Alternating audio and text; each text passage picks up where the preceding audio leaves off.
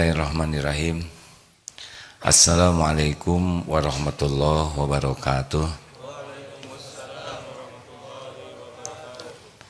Alhamdulillahi rabbil alamin. Alladzi khalaqal mauta wal hayata liyabluwakum ayyukum ahsanu amala wa huwal azizul ghafur. Allahumma shalli ala sayyidina Muhammad wa ala alihi wa ashabihi ajma'in. Semoga Allah yang maha menyaksikan mengaruniakan kepada kita qalbun salim, hati yang bersih, hati yang selamat, hati yang sehat.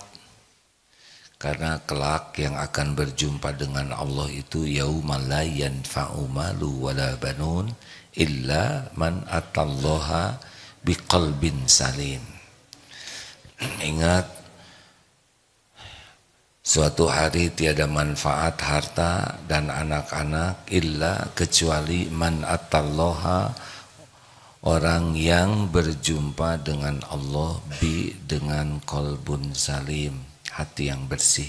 Seperti apa hati yang bersih?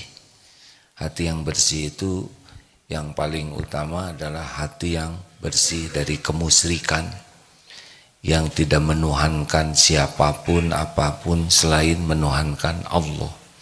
Semakin terdominasi hatinya oleh selain Allah, sehingga dia mengabdikan dirinya untuk selain Allah, ini sudah bisa jadi ilahnya, menjadi Tuhannya. Apa sih mengilahkan sesuatu? Awal dari mengilahkan itu adalah kekaguman, kagum, kemudian mendominasi pikiran, hati, sehingga hanya itu saja yang ada di hatinya. Lalu dia mau berbuat apapun supaya dekat dengan ilahnya itu, mau berkorban apa saja, merasa bahagia dan mulia dalam tanda kutip kalau dekat dengan ilahnya, merasa gelisah, sengsara dan hina kalau jauh dari ilahnya. Nah, siapa ilahnya ini? Kalau ternyata yang mendominasi pikiran hati setiap waktu, menjadi penggerak semua aktivitasnya adalah selain Allah, nah berarti dia sudah menuhankan selain Allah. Harusnya yang mendominasi hati kita adalah Allah, pencipta kita, yang mengurus kita setiap saat, pemilik langit dan bumi, penguasa apapun yang kita inginkan, dan penggenggam apapun yang kita cemaskan. Semuanya ada dalam kekuasaan Allah. Makanya orang-orang yang bagus atau bersih hatinya, cepat sekali mengembalikan apapun kepada Allah, baik dalam nikmat dan musibah. Sering mengingat Allah. Yakin kepada Allah. Jadi ketika dapat rezeki, alhamdulillah, tangan megang rezeki, lisan yakin Allah menggerakkan orang menyampaikan rezeki kepada kita. Ini dari Allah lewat makhluk. Kepada makhluk berterima kasih, kepada Allah yang maha mendengar bersyukur. Alhamdulillahirabbil alamin. Afdhalu du'a alhamdulillah. Nah, ucapan alhamdulillah itu kalau disertai keyakinan lebih bernilai daripada berapapun nikmat yang Allah berikan. Karena nikmat yang Allah berikan bukan hanya kepada kita, orang-orang yang zolim, yang ingkar kepada Allah juga dikasih, tapi diberi kemampuan menyadari nikmat ini dari Allah, itu lebih mahal daripada apa yang diberikannya. Jelas tidak nih? Misalkan kita dikasih uang 1 triliun, lalu kita mengucapkan alhamdulillah. Nah, alhamdulillah, segala puji bagi Allah ini lebih bernilai daripada 1 triliunnya. Karena gangster, penjahat juga dikasih triliunan, tapi tidak bisa menyebut alhamdulillahirabbil alamin. Nah, dalam nikmat cepat ingat Allah, bahwa nikmat ini wa ma bikum min ni'matin faminallah. Nikmat apapun yang ada padamu itu dari Allah. Apa saja, apapun. Dan masuk kita saat ini bisa duduk, karunia Allah, bisa nafas, karunia Allah, bisa mikir, karunia Allah.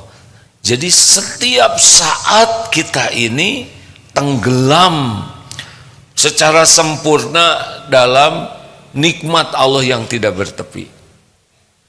Jadi kalau kita sering ingat Allah itu udah bahagia aja. Bagaimana ketika kita disakitin orang atau ada yang tidak enak, sama.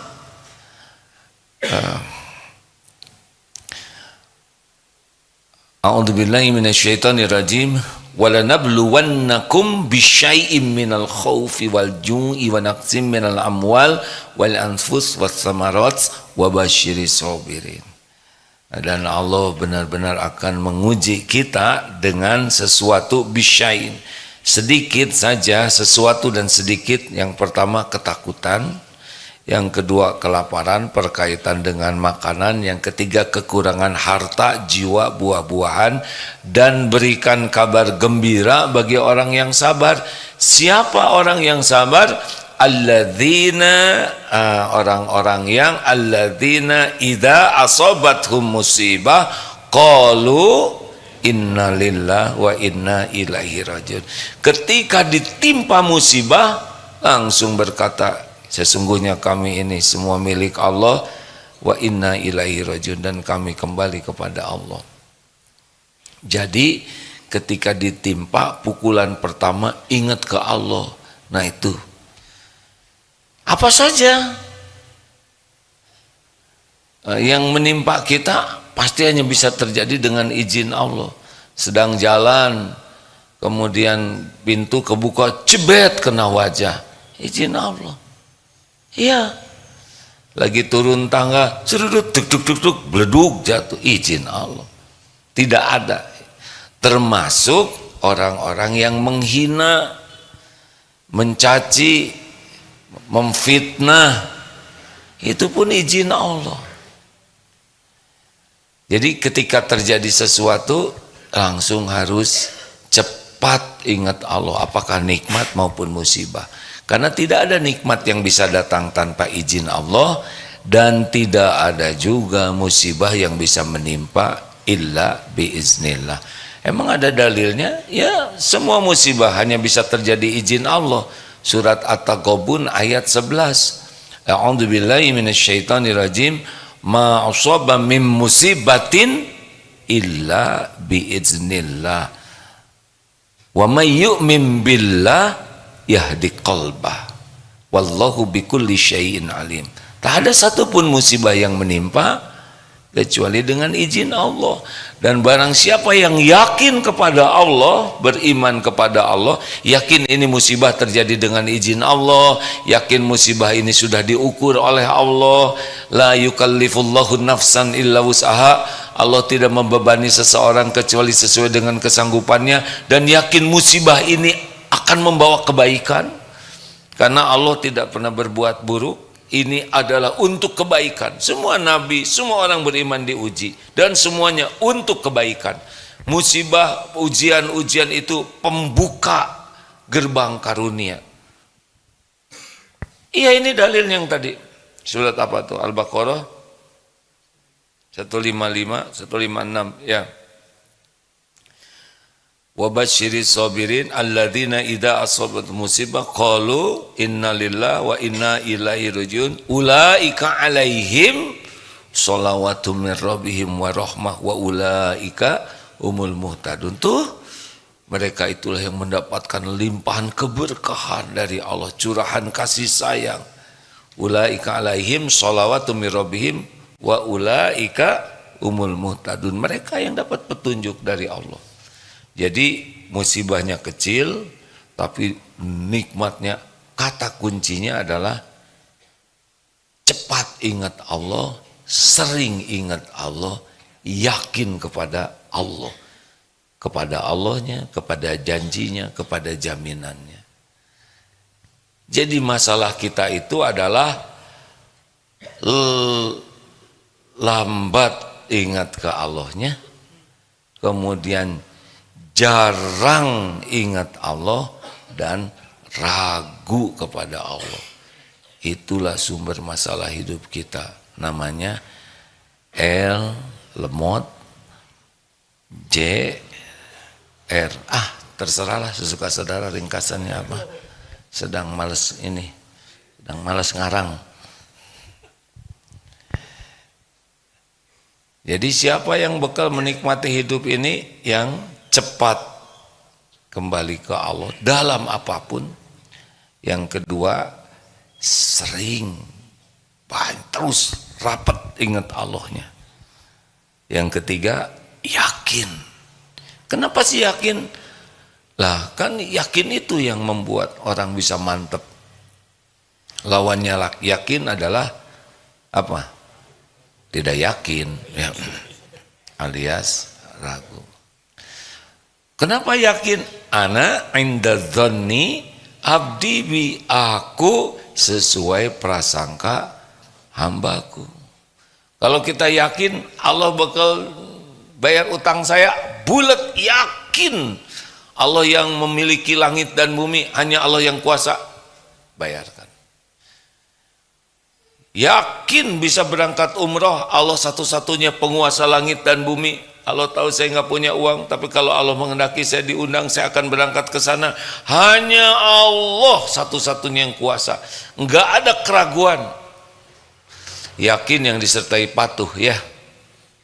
Orang yakin tuh pasangannya papas, patuh dan pasrah. Itu karangan baru, ya, maaf. Patuh dan pasrah. Baik, jadi Bapak Ibu sekalian, kita harus melatih untuk secepat mungkin ingat kepada Allah dalam hal apapun.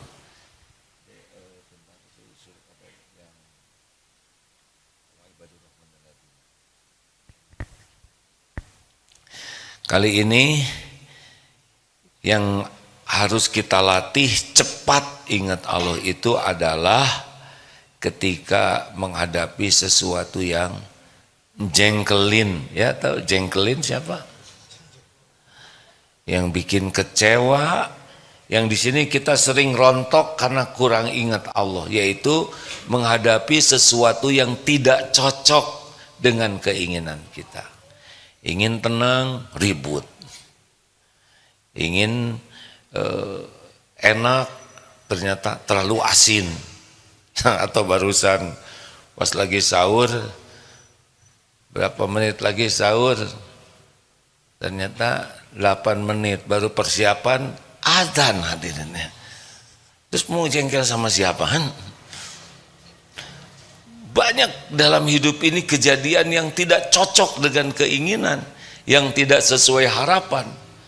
Kalau tidak hati-hati, di sini kita bekal ngambek nih. Apalagi kalau kita punya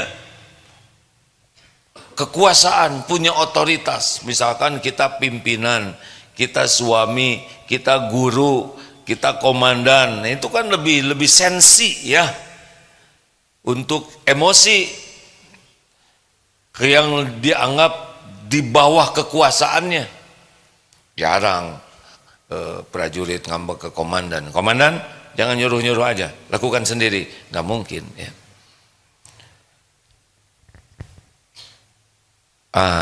Harus bagaimana? Ya, amalan yang tadi.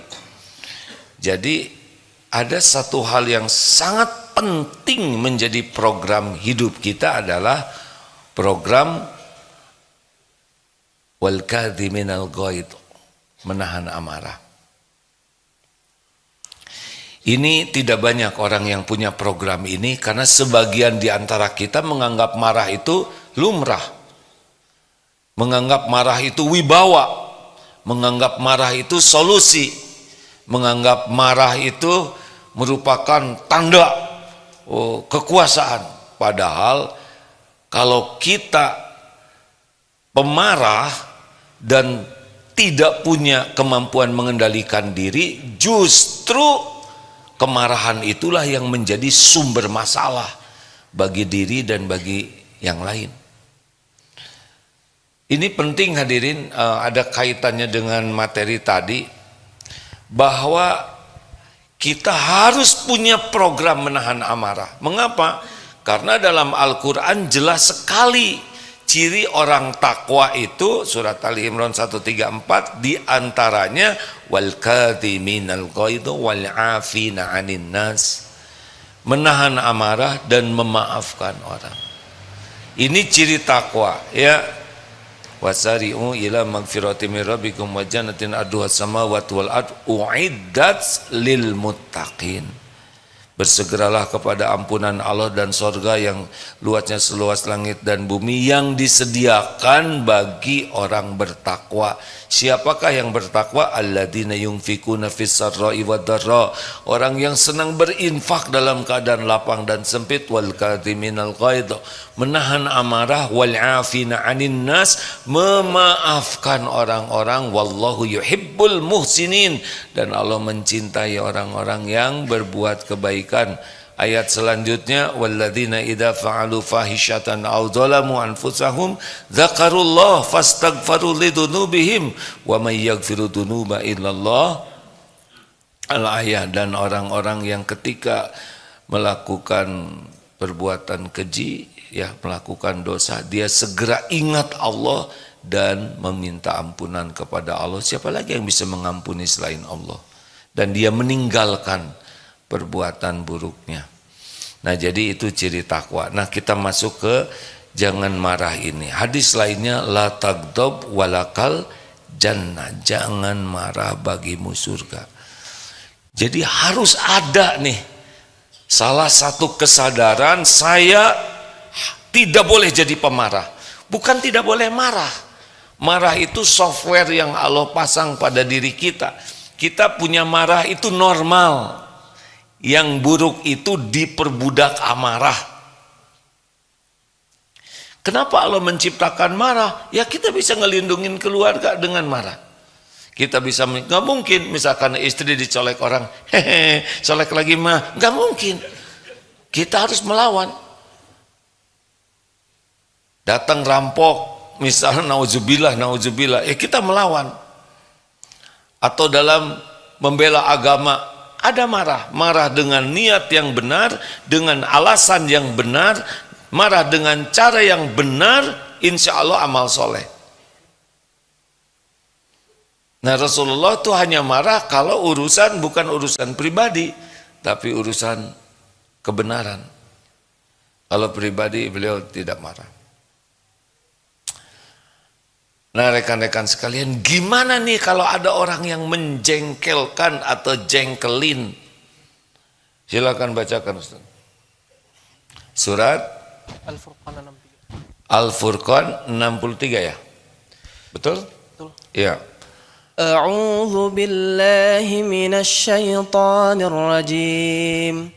Wa ibadur rahmanil ladzina yamshuna 'alal ardi hauna wa idza khatabahumul jahiluna qalu salama. Adapun hamba-hamba Tuhan yang Maha Pengasih itu adalah orang-orang yang berjalan di bumi dengan rendah hati, dan apabila orang-orang bodoh menyapa mereka dengan kata-kata yang menghina, mereka mengucapkan salam. Tenang bacanya, tenang ya. Dan apabila dan hamba wa ibadur rahmanil ladzi, dan hamba-hamba Allah yang Maha Penyayang itu, ibadur rahman ialah orang yang berjalan di muka bumi dengan rendah hati. Jadi tidak petantang-petenteng, tidak merasa, tidak ada ujub dengan diri. Dan ini menarik nih.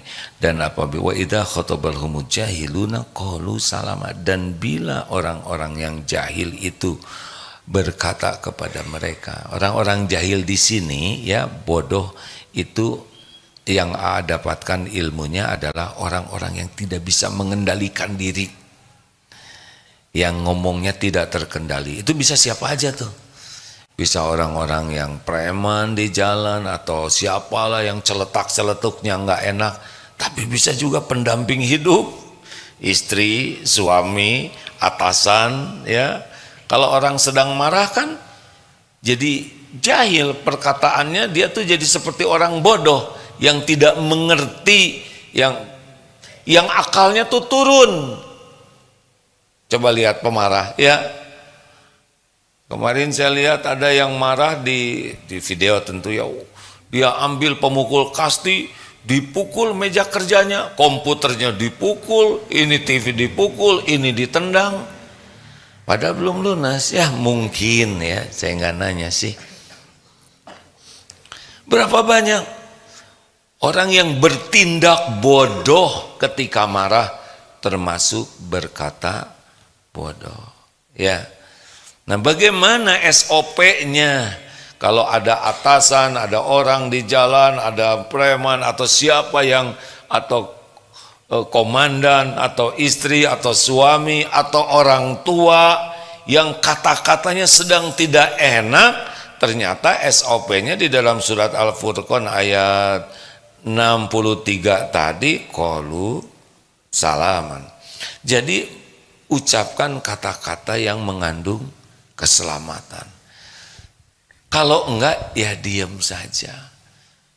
Ibu pengen tahu, Bu, kalau suami lagi marah, ibu bagaimana? Lebih marah? Itu udah jelas kami kalah ya, Bu. Gini, Bu, ya. Dibalik aja. Nah, kalau istri marah gimana? Tenang. Bukan diam tapi bawa pentungan, itu juga diam tapi mentung jelek. Jadi rileks saja, santai, tenang. Kenapa? Karena yang lagi marah itu sedang, saya nggak tega nyebut error, ya nggak, sedang tidak terkontrol lah. Karena kalau lagi terkontrol nggak seperti itu kata-katanya, benar? Nah, yang kita pegang yang lagi normalnya. Kita tidak boleh megang kata-kata orang yang lagi marah. Kamu ini kayak anak monyet. Nah, berarti kan beliau monyet sejati, ya. Enggak, di mana mata kamu? Hah? Aneh nanya mata. Betul tidak? Itu otak jangan ditaruh di lutut, mustahil. Tempurung lutut kekecilan.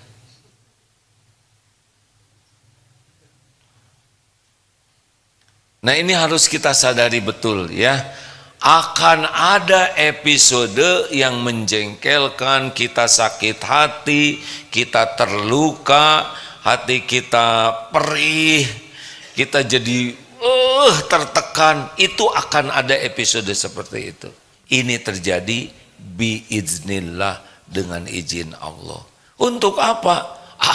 Untuk memberi kesempatan kita naik derajat, memberi kesempatan rontok dosa kita. Karena kan ada dosa yang tidak bisa rontok dengan disakitin. Ingat 6 penggugur dosa: 1 letih, 2 sakit, 3 cemas, 4 sedih, 5 adzan diganggu orang, yang ke-6 serba susah. Nah, yang ke-7 yang ketusuk duri itu. Ini kafarallahu biha min khotoyah, kecuali Allah menghapuskan kesalahan-kesalahan. Jadi SOP-nya bagaimana ketika terjadi yang nggak enak itu, yang menjengkelkan, yang perih, ini innalillah wa inna ilaihi rajiun. Ini terjadi dengan izin Allah. Qadarullah wa ma syaa fa'al. Ini episode adalah izin Allah, dan waktunya saya diuji dengan ini, dan harus lulus. Jangan sampai nggak lulus.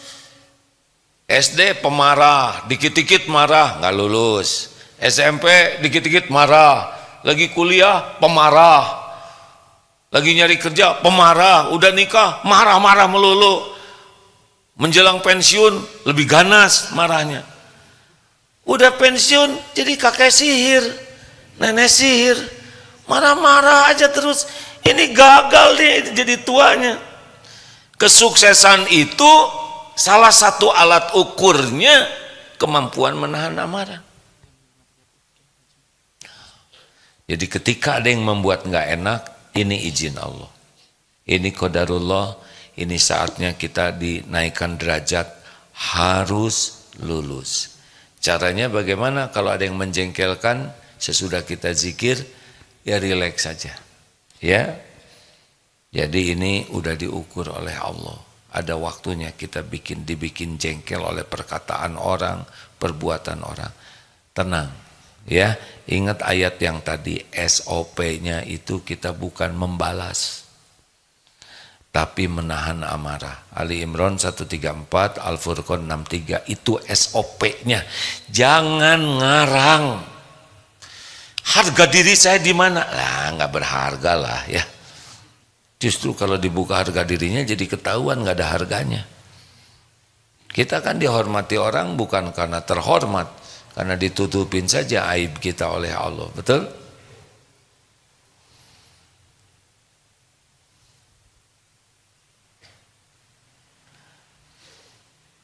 Jadi kalau ada yang nggak enak, ya sudah, ini episodenya. Kayak dikasih kertas ulangan, karya waktunya ujian, tinggal dikerjakan dengan baik. Orang tidak lulus ujian bukan karena soal, orang tidak lulus ujian karena salah jawabannya. Kasep ini mah sederhana jawabannya. Orang tidak lulus itu kan karena salah jawaban, bukan karena soalnya. Nah sekarang ada soal, istri marah, orang tua marah, guru marah, atasan marah, rileks saja, nggak usah dimasukin ke hati.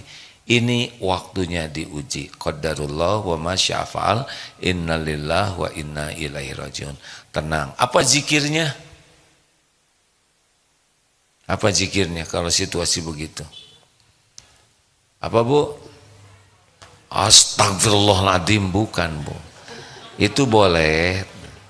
A'udzubillahi minasyaitonirrajim. Jadi ketika nyel di sini kita mulai jengkel, a'udzubillahi minasyaiton. Tapi pelan, ya. Karena kalau keras nambah. A'udzubillahi minasyaitonirrajim. Itu juga apalagi sama atasan, a'udzubillahi minasyaitonirrajim. Kelihatannya dipecat ya. Maksud a'udzubillahi minasyaitonirrajim adalah supaya kita tidak termakan oleh bisikan setan yang maunya kan bela diri dan ngebales.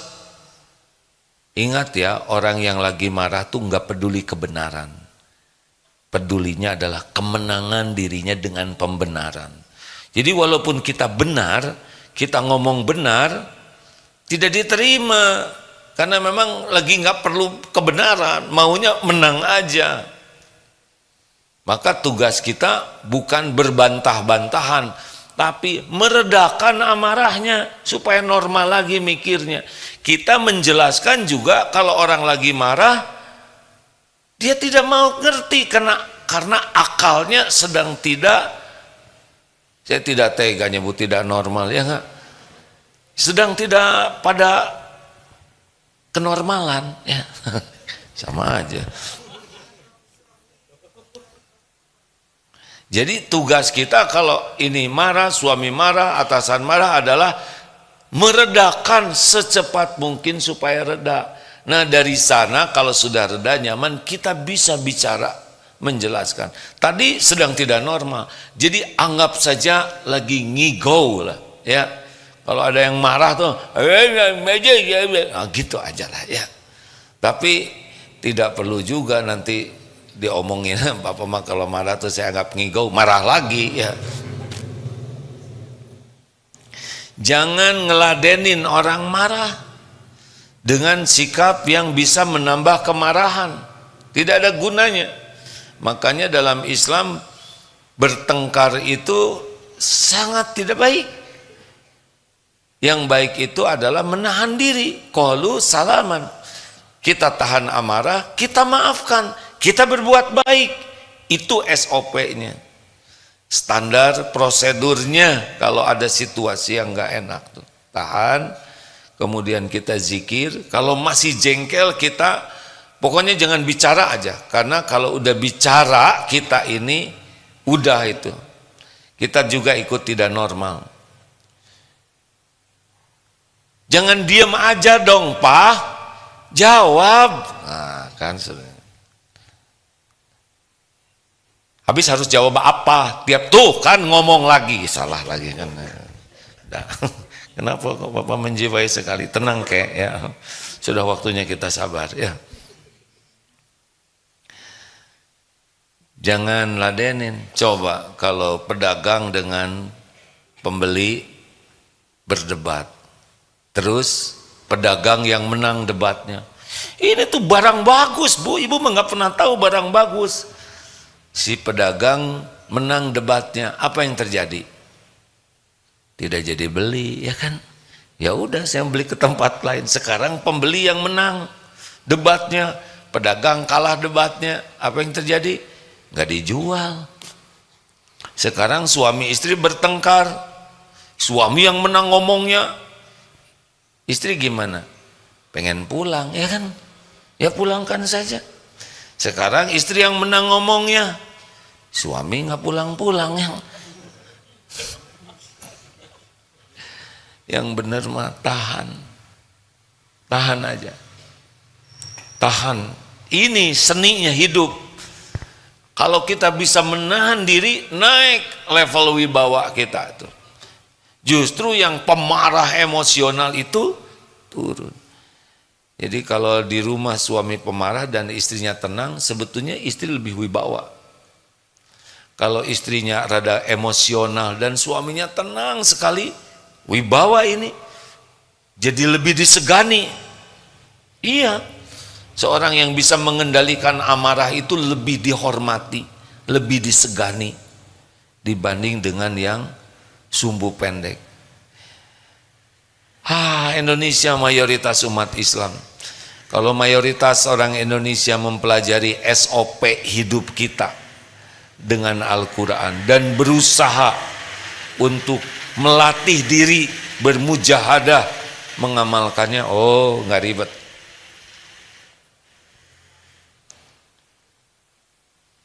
Kalau sudah marah perkataannya tidak baik. Padahal man kana yu'minu billah wal yaumil akhir falyakul khairan aw liyasmut.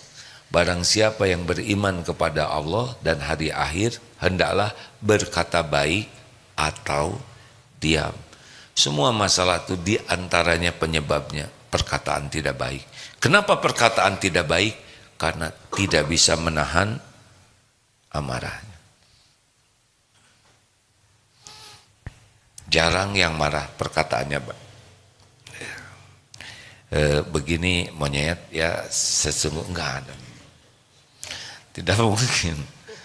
Wajah, raut muka, pemilihan kata, kecenderungannya zolim. Pakai dong otaknya, dasar otak udang. Nggak tahu udang otaknya kayak apa ya. Kamu ini orang kampung, kata pembantunya. Kita kan di kampung se-RT, Bu. Diam. Error kalau sedang marah tuh ya. Maka kita relax saja, santai saja. Jangan dimasukin ke hati. Oh ini lagi nggak normal nih, lagi ngigo.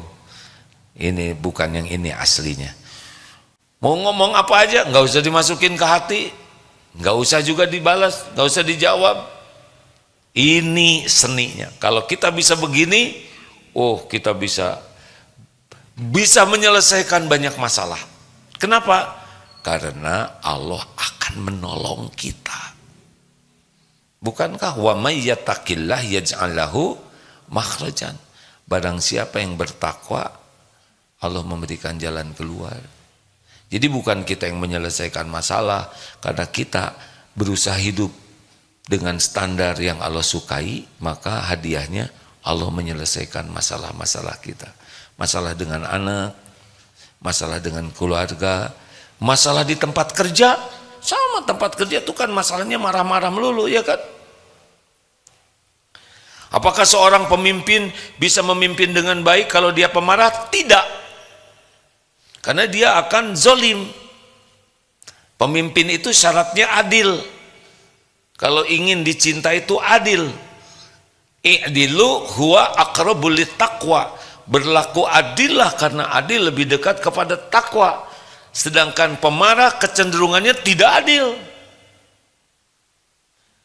Nah, kalau kita jadi pemimpin pemarah, guru pemarah, orang tua pemarah, sulit kita akan ditolong Allah menyelesaikan masalah.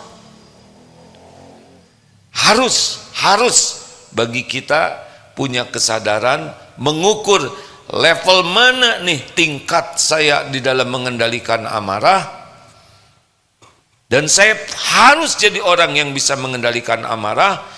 Doa ke Allah supaya kita dilindungi dari sifat marah. Allahumma inni a'udzubika min munkaratil akhlaq wal a'mal wal ahwa wal adwa.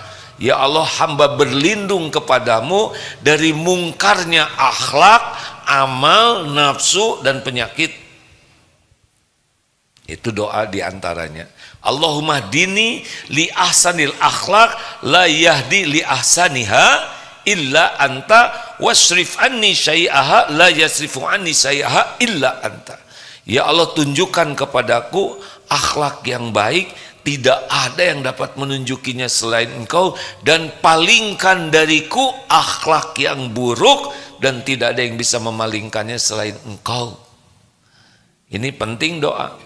Sesudah target ingin tidak mau jadi pemarah, kita doa supaya kita bisa ditolong Allah tidak marah, dan pelajari ilmu bagaimana keutamaan menahan amarah dan bagaimana keburukan mengumbar amarah dan mujahadah. Tiap ada yang menjengkelkan, ini latihannya. Ada yang jengkelkan, ini latihannya. Ya, jadi tiap waktu kita berlatih. Jangan sampai gagal. Tidak ada bahagia bagi orang yang emosional dan jauh dari pertolongan Allah. Jadi kenapa kita menahan amarah? Kenapa? Karena disuruh Allah dan disukai oleh Allah. Cuman itu. Bukan supaya dikagumi orang, dicintai orang, enggak. Supaya disukai Allah. Selebihnya Allah yang membulak-balik hati.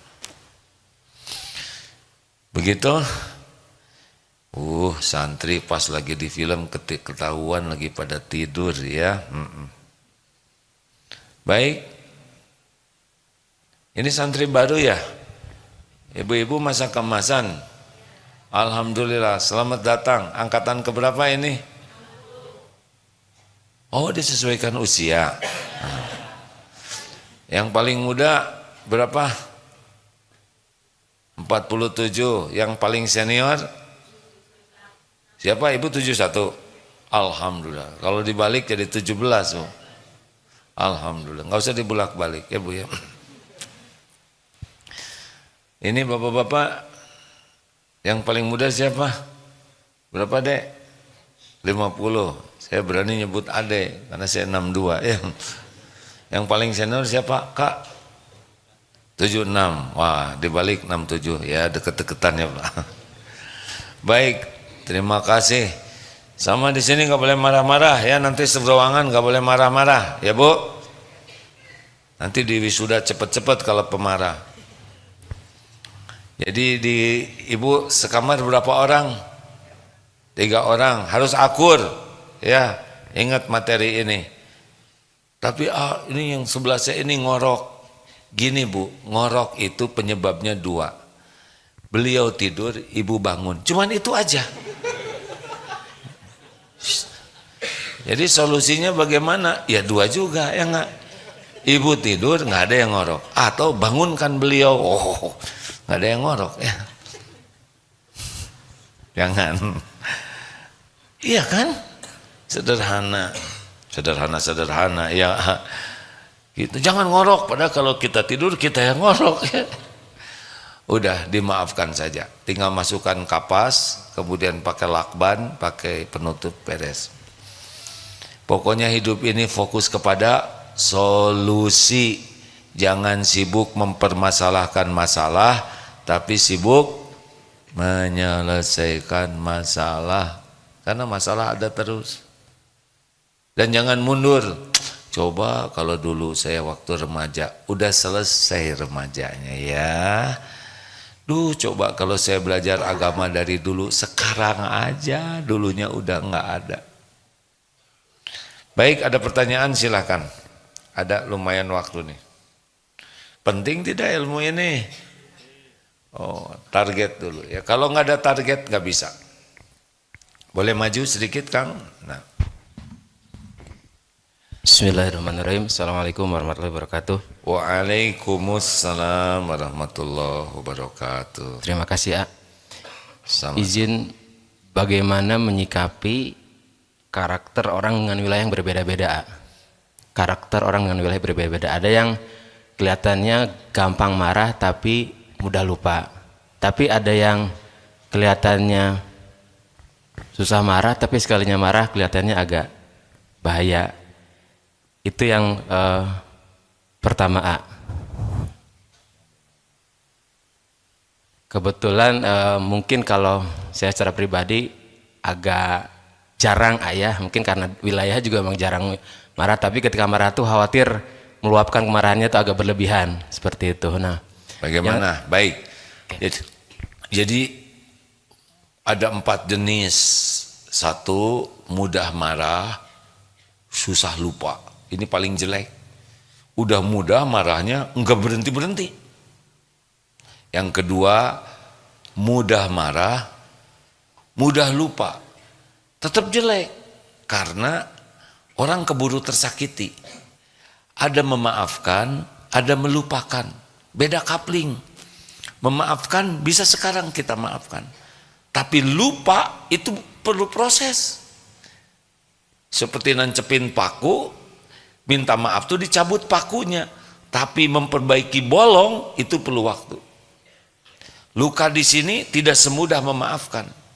Ya saya maafkan, ya saya maafkan. Tapi ini beda lagi hati itu. Perlu waktu. Maka yang bagus itu susah marah, cepat reda. Tidak punya marah sama sekali, tidak normal. Kita harus ada marahnya, tapi marah dengan alasan yang benar, niat yang benar, cara yang benar. Insya Allah jadi amal soleh. Rasulullah SAW juga pernah marah.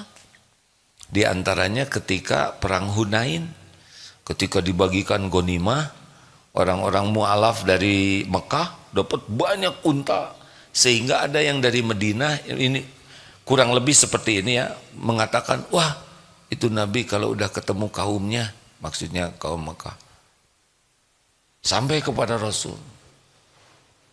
Nah kurang lebih Rasulullah, siapa lagi yang adil kalau Allah dan Rasulnya dianggap tidak adil?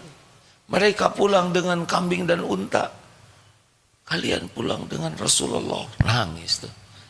Ya orang yang baru masuk Islam harus diraih hatinya, diberi kambing. Orang Madinah pulang dengan Rasul, mereka pulang dengan kambing. Betul tidak? Oh, baru kepikir juga ya. Bagaimana supaya kita bijaksana? Cara bijaksana adalah 1, pahami dulu orang lain sebelum kita ingin dipahami. 2, perlakukan orang lain sebagaimana kita ingin diperlakukan oleh orang lain. Contoh nih ya, ini sering diungkapkan, Bu,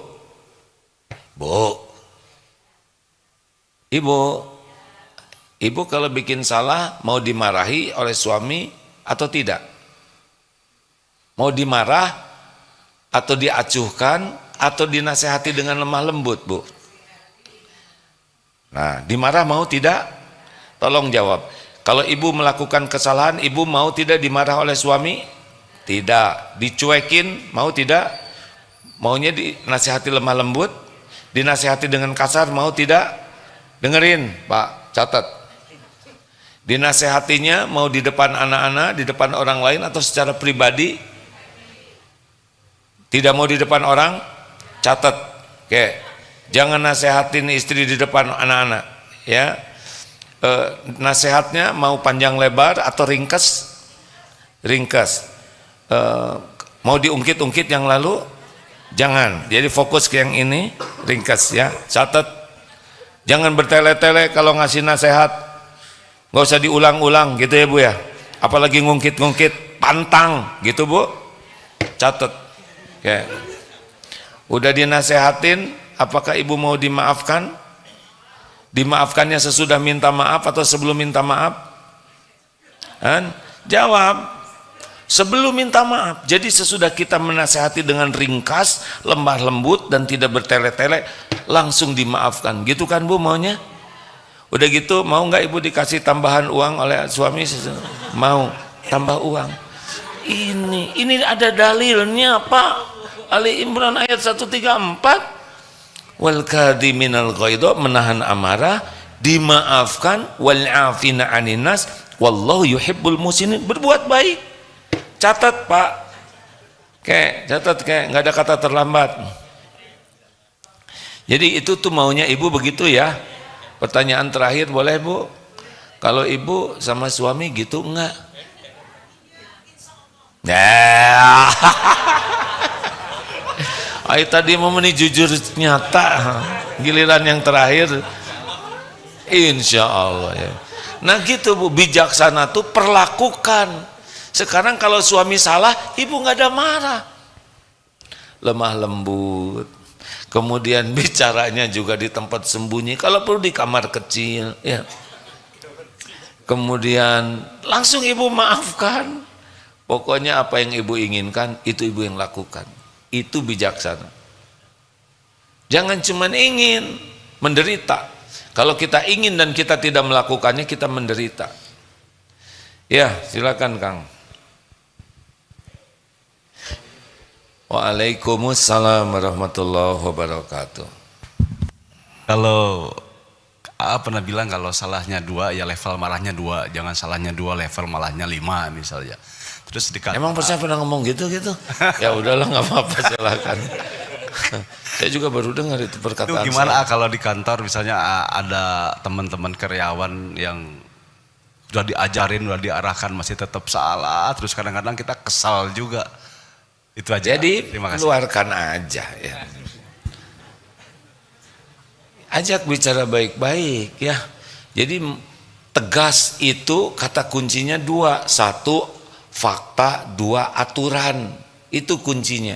Yang solusinya faktanya apa, aturannya apa, udah selesai di sana. Misal santri, ini susah ya di sini. Kalau di Eko tuh kan ada kolam di mihrabnya, jadi gampang. Santri boleh ngobrol, tapi yang ngobrol berdiri. Setuju tidak? Setuju. Ada yang keberatan? Enggak, selesai itu ya, yang ngobrol berdiri. Kalau kelas 3 berdirinya di kolam, karena kelas 3 harus jadi contoh. Setuju tidak?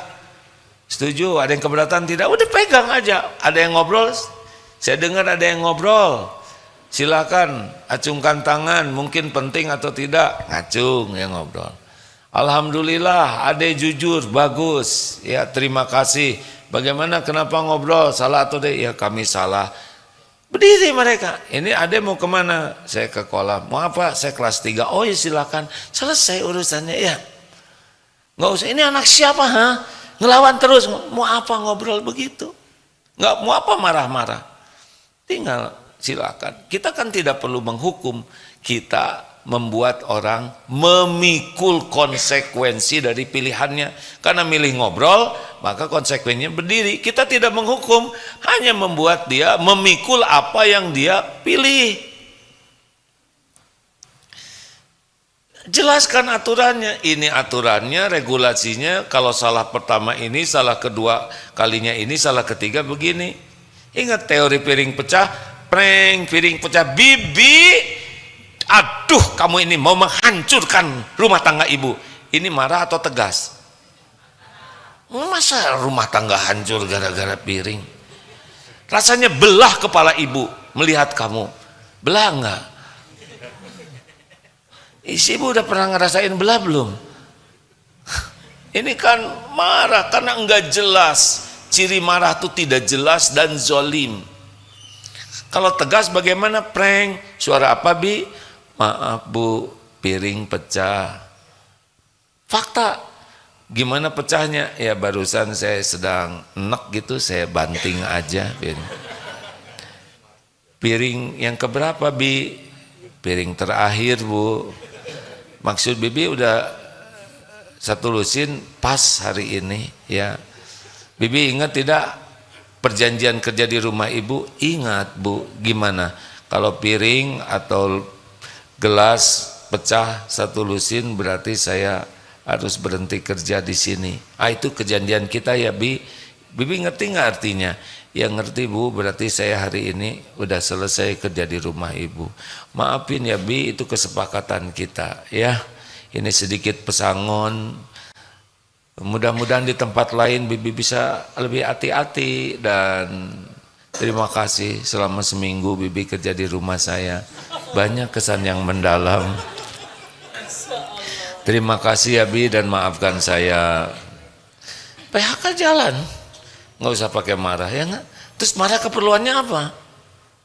Marah itu kan keperluan memuntahkan kekesalan kita aja. Hasilnya sakit hati. Ada yang karyawan dimarah terus ngebunuh majikannya, Pak. Loh, ada itu. Sakit hati karena dihina, dimarah, dibunuh majikannya. Kenapa jadi tegang begini? Udah. Bicara aja baik-baik. Terakhir, ya. Ibuan, tenanglah, Ibu kan baru daftar, ya. Jangan marah, Bu. Assalamualaikum warahmatullahi wabarakatuh. Waalaikumsalam. Afan Anani tamu dari Palembang. Alhamdulillah. Sengaja ingin hadir dalam Silakan, majelis. silakan. Kulo Kemas Muhammad Fahmi. Ini dari materi yang berikan luar biasa ya, menahan marah ya. Ada satu kasus gimana kalau kita difitnah, misal dengan apa yang kita tidak pernah lakukan, dalam artian diumbar-umbar, misal di halayak banyak misal. Nah, sedangkan kita tidak melakukan hal yang semacam itu. Pertama mungkin memang sudah dilakukan menahan, ataukah cukup hanya kita menahan saja? Iya. Kemudian kita biarkan hal yang tidak terjadi itu. Nah, itu Pak, ingin solusinya insyaallah. Assalamualaikum warahmatullahi wabarakatuh. Jadi kalau suatu saat kita difitnah, Rasulullah juga difitnah. Tenang saja, itu episodenya memang ada waktu-waktunya. Kenapa? Mungkin sudah tertulis jadwal kita difitnah atau diundang oleh dosa kita. Mungkin kita pernah nyakitin orang, memfitnah orang. Perjalanan hidup kita sekian lama, berapa banyak yang kita zolimi, sengaja tidak sengaja, ya. Dan itu ada semuanya. Semuanya ada tuh catatan dari mulai balik gitu. Orang-orang yang kita sakiti itu tertulis detail, apakah dengan kata-kata, dengan sikap, dengan raut muka, dengan dehemat, itu juga sama dicatat. Semua perilaku kita akan kembali kepada kita. Nah, yang bagian memfitnah itu emang kasihan, dia bagian saja, bagian untuk mengingatkan kita atas dosa kita. Tidak bahaya difitnah orang, yang bahaya tuh kita tidak tobat. Yang bahaya tuh kita membalas. Yang bahaya itu maksudnya membalas dengan seperti yang tadi, jadi berlebihan. Yang bahaya tuh kita yang memfitnah. Jadi bagaimana? Tenang, ini udah ujian dari Allah. Ya. Ada yang cukup dibiarkan saja, ada yang harus kita tabayunkan, ada juga yang harus kita laporkan, tergantung skalanya. Harus ngepas, dia skalanya begini, efeknya begini, oh ini harus tabayun nih. Tapi orang ini memang terkenal sebagai tukang menghina, ya sudahlah biarin aja. Dah semua orang udah tahu dia kerjanya kayak gini. Misalkan buzzer ini ngomong jelek terus, ya udahlah nggak apa-apa. Tapi ada kalanya yang harus kita temui, kita bicarakan baik-baik, kita tabayun supaya orangnya terhalang dari perbuatan zolim. Kita kan harus menolong orang yang dizolimi dan menolong orang yang berbuat zolim. Gimana menolong orang yang berbuat zolim? Cegah dari perbuatan zolimnya dengan cara tabayun. Mungkin ada kalanya ini fitnahnya sudah tidak baik, akan merugikan banyak orang, lembaga, laporkan kepada yang memang berwenang untuk menyikapi dengan adil. Jadi proporsional. Proporsional itu adil. Tapi yang paling penting tobat, karena semua kepahitan diundang oleh dosa kita sendiri. Kenapa kita susah tobat? Karena kita merasa sebagai korban. Padahal kita ini korban keburukan diri kita sendiri. Wa ma asobakum min musibatin fabima kasabat aidikum wa ya'fu an katsir. Tak ada satupun musibah yang menimpa kecuali diundang oleh tangan kita sendiri. Makanya menghadapi fitnah itu tobat harus banyak. Rekan-rekan sekalian, hari ini hari Kamis, alhamdulillah sudah selesai nih waktunya. Kita jumpa nanti malam insya Allah, nanti sore kajian Al-Hikam, dan nanti malam kajian Ma'rifatullah. Ya, kita tutup dengan doa akhir majelis. Subhanakallahumma bihamdik asyhadu alla ilaha illa anta astaghfiruka wa atubu ilaik. Assalamualaikum warahmatullahi wabarakatuh.